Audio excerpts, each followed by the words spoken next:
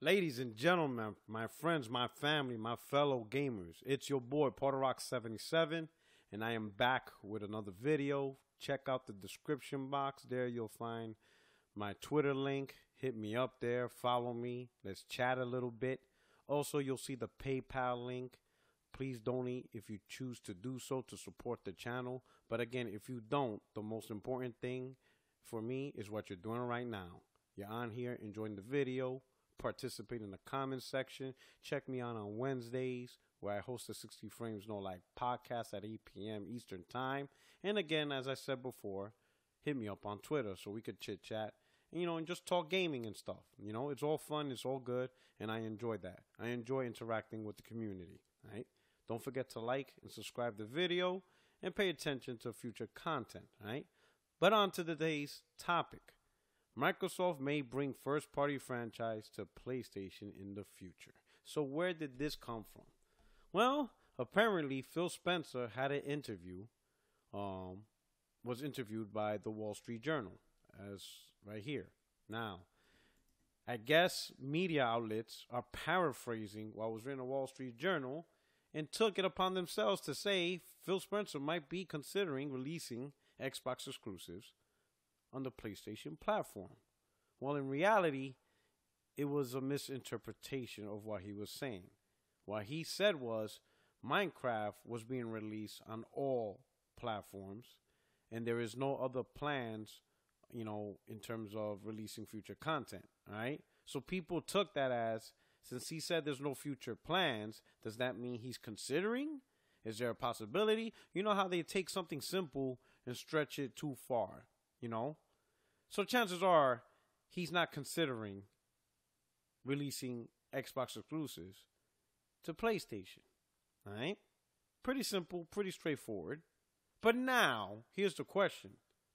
Do I think there's a chance, or do I think that one day Microsoft releasing their exclusives on PlayStation is a possibility? Is there even a 1% chance of that happening? And a year ago, 2 years ago, I would absolutely positively say, hell no, there's no way, not a chance at all. At all. But today, there is like a small tiny percentage of me that wouldn't be surprised if Microsoft do that. Now let's look at the basic thing. Let's look at it from this perspective. The number one reason people will say hell no, and I, a year ago, 2 years ago, would say hell no, is because there's no way Microsoft will put their games on a competing platform. There's no way. They're not going to put their games on a competing platform. That would kill off the brand. That was my logic. That's not my logic anymore. Especially now with the way things are turning. Just the way I interact with the community and what I hear, I don't think like that no more. Because let's start out with exclusives, right? Name me the fan base between PC gamers, Nintendo gamers, Xbox gamers, and PlayStation 4 gamers. Name me the fan base that is saying the most that exclusives don't matter. Think about that. It's the Xbox gamers. They're the ones jumping up and down, screaming, exclusives don't matter. Apparently, people don't really buy consoles for exclusives. Now, of course, PlayStation gamers have a different opinion. Nintendo gamers have a different opinion. And even PC gamers have a different opinion that contradicts the Xbox gamers. Mostly everybody else is like, no, exclusives pretty important because that's what separates the consoles. Xbox gamers don't really feel that way. To reinforce that point, a lot of exclusives are going to PC. And again, the Xbox gamers don't care. In fact, most of them say it doesn't matter if a game they like is playable on another platform. As long as they get to play on the platform they prefer, that's all that matters. So in reality, when it comes to Xbox, does exclusives really matter? I mean, really, is people really buying Xboxes for exclusives? The fan base say themselves exclusives don't matter.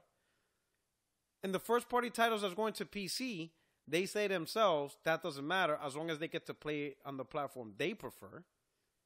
And when you look at a lot of their past exclusives not named Halo and Gears, they don't sell too well. And some of them don't even bother to beat their games. So is people really picking Xbox for exclusives? Probably not. The truth is, Xbox is selling to a core audience of Xbox gamers who love the brand because of the ecosystem, because of the online. Maybe they like the controller. Maybe they like the features that Microsoft gives them. Maybe they like the updates. They just like Xbox. Exclusives or no exclusives, weaker games like we've seen over the last 3 years, or better running versions of games like we're going to see with the One X, regardless of what the scenario is, they will always prefer Xbox. That is the core audience. The core audience, right? They will always buy Xbox because that is their brand. Doesn't matter what it does. Doesn't matter if they pack it in with a camera and make it cost $500 or they take it away. They're going to buy Xbox no matter what. All right? So Microsoft knows they could always make consoles because they got this core audience that always buy their console. So the question is, what about the rest of the audience? Can Microsoft find ways to capture everybody else? And I think it's safe to say that not really. I mean, let's be honest. Let's take PlayStation, for example. It is the most powerful console brand or powerful brand in console gaming. There's none bigger. Now, of course, people will be like, oh, that's bullshit. Nintendo. Let me ask you a couple of questions. Name me the brand that has 200 million selling consoles. Exactly. Name me the brand, the home consoles, that is the highest selling. Exactly. Look at PS3, right? Some people say PS3 was a letdown, wasn't Sony's best console, in terms of, market share and dominating the industry, right? That's pretty much the worst they've done in terms of PlayStation home consoles, right? The PlayStation 3. It lost a lot of market share, lost a lot of exclusives. It pretty much wasn't the dominant console as the rest. Yet the console sold over 80 million. I want you to think about that. Sony's worst, when it comes to home consoles, is considered Xbox best because they pretty much match what Xbox 360 did. And look how many times Nintendo released failed consoles to attract market share. The GameCube, around 30-something million. N64, around 30-something million. The GameCube, 20-something million. The Wii U, like 13 million. Nintendo created a lot of flopped consoles that flopped bad. And now look at Xbox. OG Xbox only sold like 22, 23 million. Right? 360, their highest was like 85 million, which is similar to what people consider PS3's failure.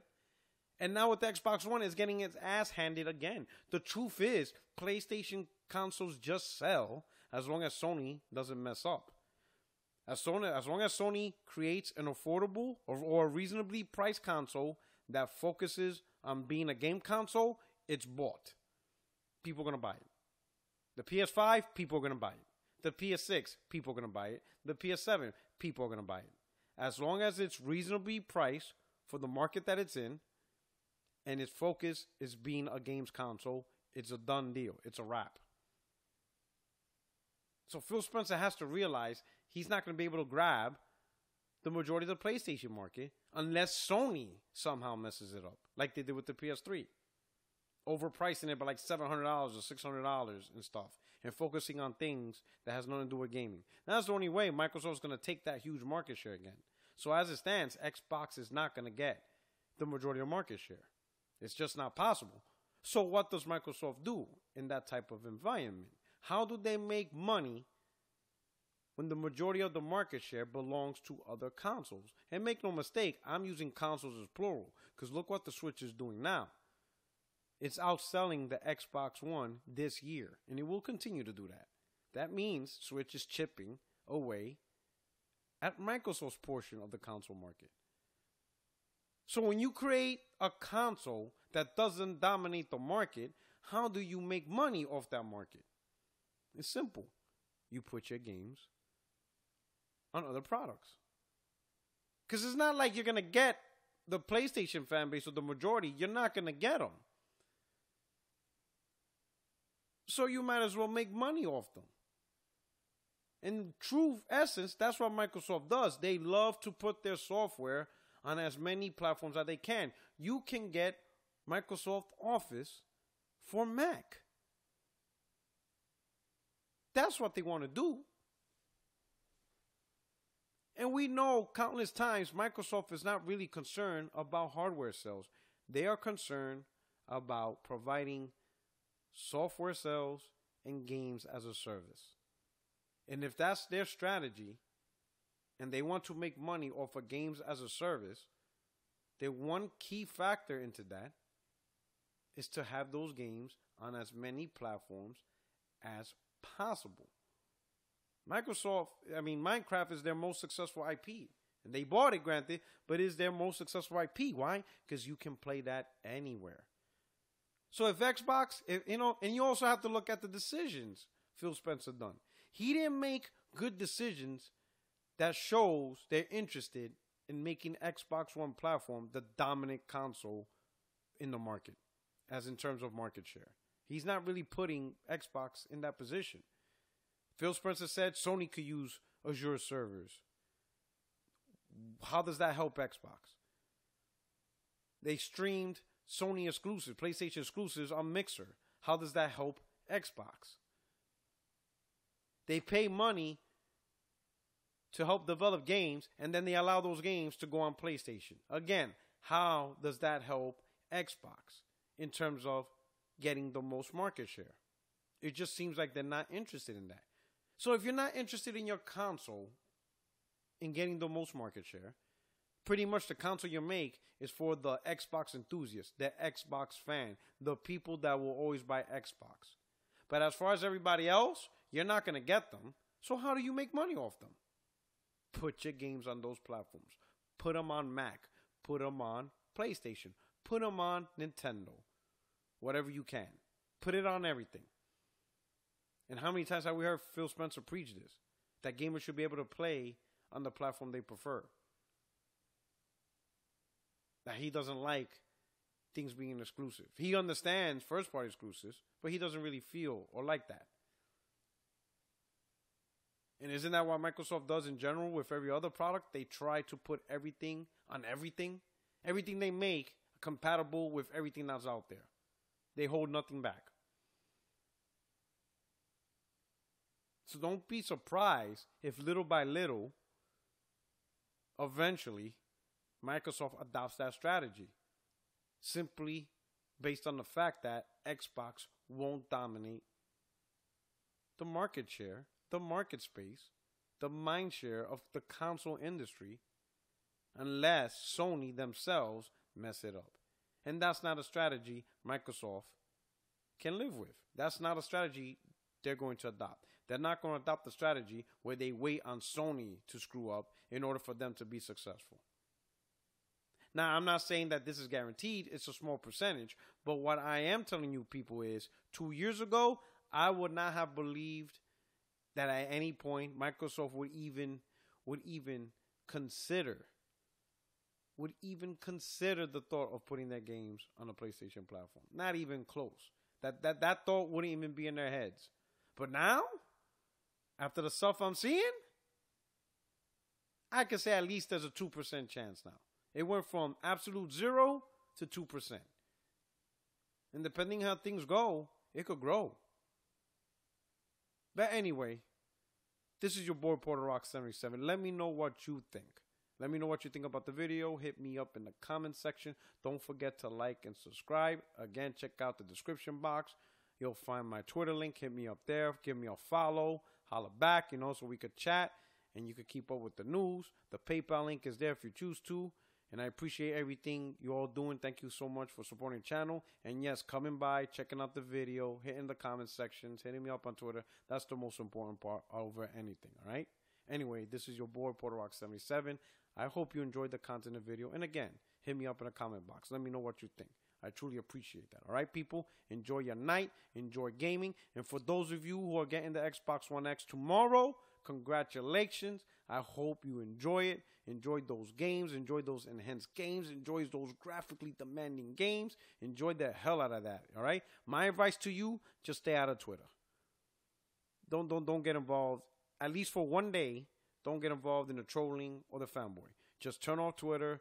Don't go on YouTube. Just enjoy that beast. All right. Enjoy that machine. All right. You deserve it.